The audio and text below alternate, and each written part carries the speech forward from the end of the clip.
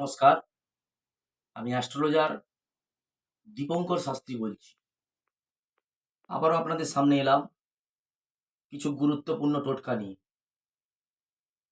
আমরা বিভিন্ন ব্যক্তি বিভিন্ন ধরনের পার্স ব্যবহার করি, মানি পার্স যাকে বলা হয়। কিন্তু আমরা জানি না যে এই মানি পার্সে প্রকৃতপক্ষে কি রাখা উচিত, কি রাখা উচিত নয়।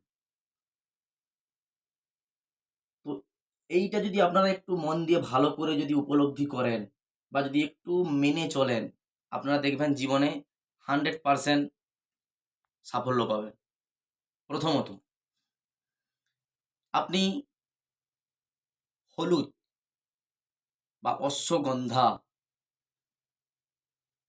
গুনে গুনে 21 খানা আতপ চাল নেবেন। 21 খানা গুনে গুনে তার সঙ্গে ভালো করে অশ্বগন্ধা বা চন্দন, হলুদ চন্দন হলে খুবই ভালো। আপনি মিশ্রি বা হলুদ মিশাতে পারেন। মিশিয়ে শুদ্ধ পরিষ্কার বস্ত্রে আপনি মুড়ে আপনার পার্সে রেখে দেন। আপনি একটি তামার বা একটা রূপোর কয়েন আপনি পার্সে রেখে দেন। 100% আপনি সাফল্য পাবেন। আপনি পার্সের আলাদা আলাদা জায়গায় নোট এবং কয়েন রাখুন। দেখবেন অনেকটা ঋণ থেকে আপনি মুক্তি পাবেন।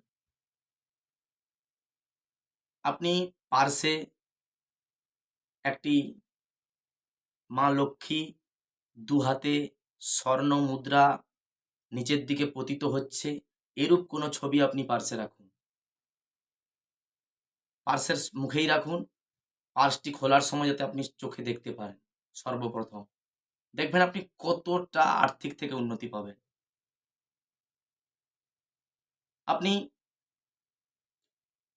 পার্সে কোনো বিল দিয়ে দিয়েছেন বা ওষুধের প্রেসক্রিপশন রেখেছেন, এগুলি ভুলক্রমেও রাখবেন না।